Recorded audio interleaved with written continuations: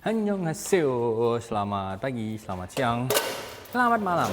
Jadi ini mau membongkar kembali pekerjaan satu bagian dari motor gua. Kemarin udah dipasang, tapi ternyata dia kayak nggak cocok gitu.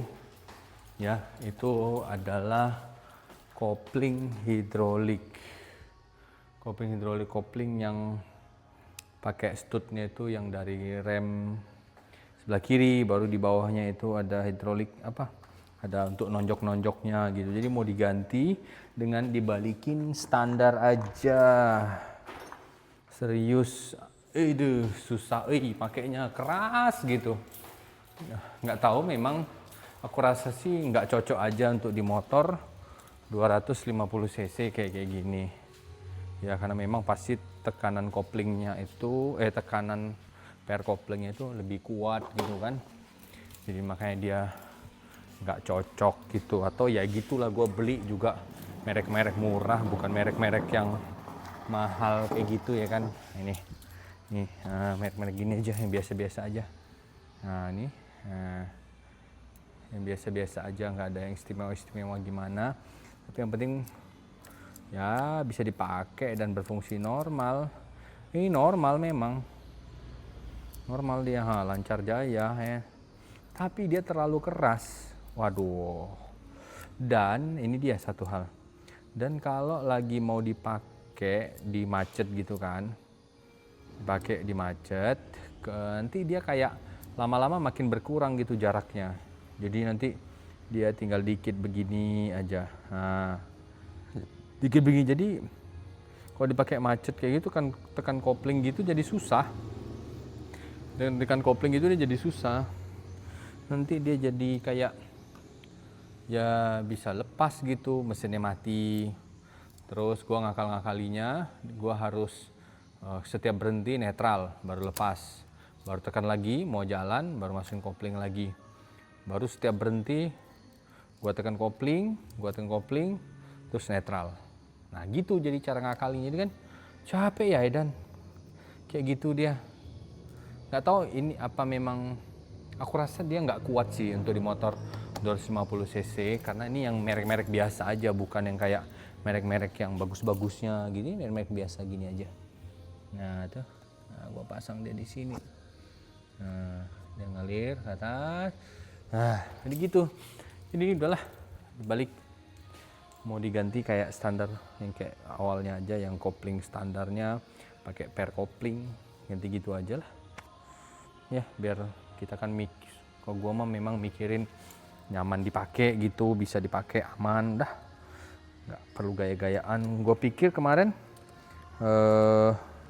pakai ini tuh bakal kopling bisa bakal lebih ringan gitu di motor gua ya, nggak tahu deh kalau di motor yang lain. Motor gua mikirnya bisa gitu, tapi ternyata begitu dipasang, wadidaw lah pokoknya. Nggak sanggup deh. Daripada gua nggak nyaman di jalan, setiap berhenti gua harus netral, berhenti harus netral kayak gitu. Jadi ganti aja, balikin standar. Ya, lihat ya videonya, balikin standar. Kita balikin standar koplingnya si pesawat. Yang pertama pasti buka ini.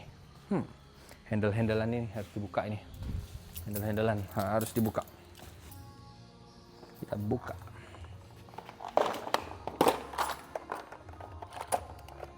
Abeng.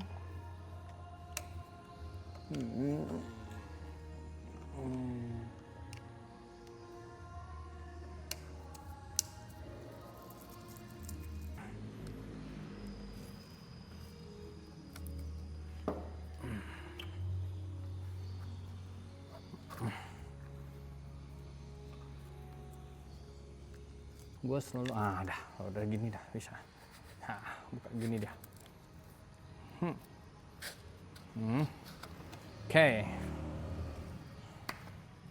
Baru kita ambil kunci 8. Kunci 10 deng. 10. Gak akan buang, gak akan jual, karena mungkin kayaknya bakal dipasang di motor Foswan gua yang udah lama terbengkalai gue simpan di tempat lain. Hahaha. Untuk siapa tahu sama kalau dipakai sama motor yang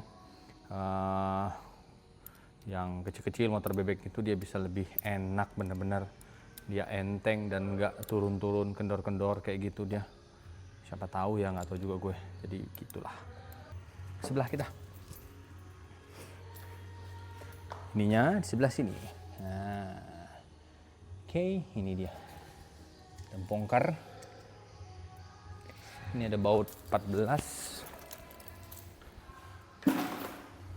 Asik. Nah, oke.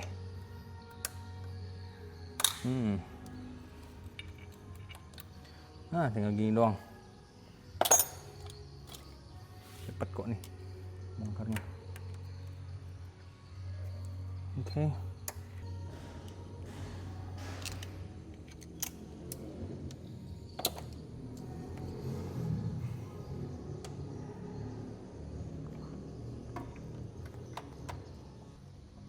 Oke. Dong, bisa dong. Kasih dia, harus masuk. Hahaha. Bisa deh, bisa. Ayo sini dek, sini dek. Walah, nyangkut pula dia ke selang. Nah, oke. Dah, nih bisakah? Bisa ya, tolong ya. Oke, bisa. Masuk. Alah, nyangkut pula dia. Selang radiator. Oke, masuk. Oke, masuk. Bisa kok. Masuk, Peko. Dong. Masuk, Peko. Bisa. Oke, ini dia. Tuh. Terbongkar semua satu set. No. Oke. Dah. Ganti dengan yang biasa saja. Jauh lebih ringan pakai kopling standarnya daripada pakai kopling yang itu tadi. Jauh pisan. Oke, kita pasang dulu nih. Baru pasang ini. Salah ya, harus ini dulu. Atas dulu pasang. Kita pasang atas. Kopling atas. Pasang ini dulu.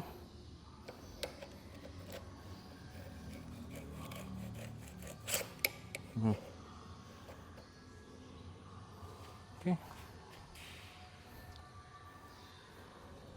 Kunci 10.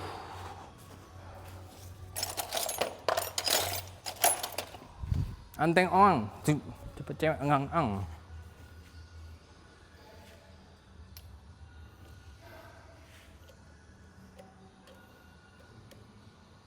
Oke, dah.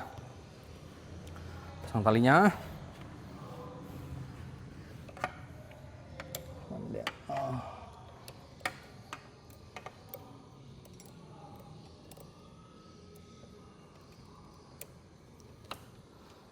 Oke, baru kita pasang di sana. Oke. Kita pasang yang di sini. Oke, kita pasang di sini. Manakah dia cocoknya? Wah, sudah dapat bah. Yang jepit dia. Boleh tidak. Gara-gara ini cari penyakit lagi gua. Jepit ininya, besi-besinya. Nah.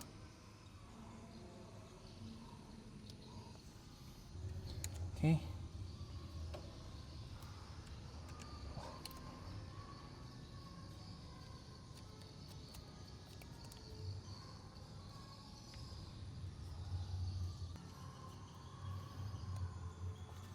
Oke, ini kunci 12 nih kayaknya. Nah, kita kencengin. Dah. Pergi. Kita tes.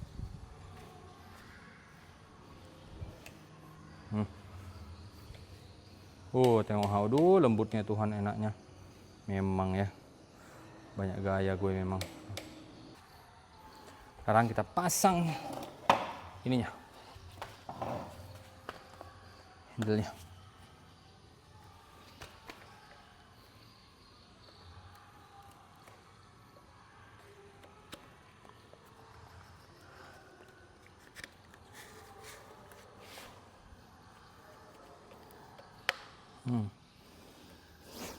Nah, baru pasang bautnya. Mana bautnya?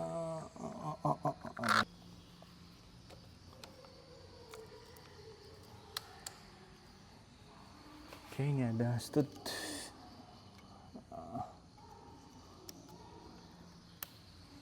Oh my god. Oke, last.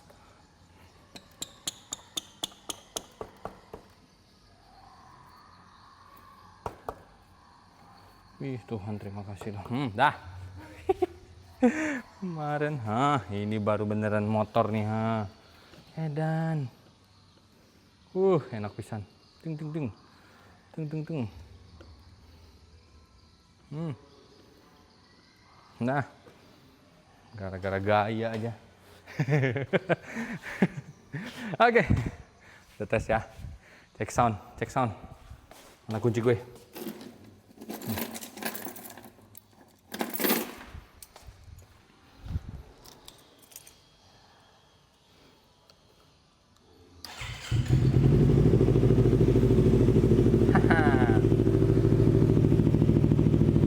Nah, jadi gue juga kemarin ada proyek ya untuk motor ini, karena memang ini motor sudah kiproknya itu udah pernah rusak, ya kan? Kiproknya udah pernah rusak, jadi gue cari ada alternatif lain dari kiprok ini MT25 ya. Kiprok aslinya itu mahal, 700.000 sampai 600.000 edan. Nah, gue ada satu kiprok yang dia gue nggak pakai yang punya MT25, ada kiprok motor lain yang gue pakai. Nah, jadi makanya bisa sangat-sangat murah ya, sangat-sangat murah dan berjalan dengan normal ya. Terus ini tegangannya, baterai kan 12,5, kalau udah dihidupin 13,4 ya kan. Ini terhitung normal, bagus banget, bagus banget. Cuma ada syaratnya, ada caranya pemasangannya supaya kiproknya itu awet. Kalau hanya mengandalkan kiproknya aja langsung dipasang tok kayak gitu tuh, mungkin ya sama aja nasibnya kayak kiprok orinya MT25. Jadi kalau ada yang mau kiprok apa dan gimana cara pasangnya, boleh komen ya, gimana cara pasangnya supaya dia awet, komen, kasih dukungan, subscribe. Oke ya, subscribe. Itu beda banget harga kiprok asli sama harga kiprok yang sekarang gua pakai, itu beda banget. Dan posisi baut-bautnya juga cocok, persis cocok dia. Kalau mau pakai kiprok apa dan gimana cara pasangnya supaya dia awet, komen. Thank you guys, sampai di sini, bye bye, love you.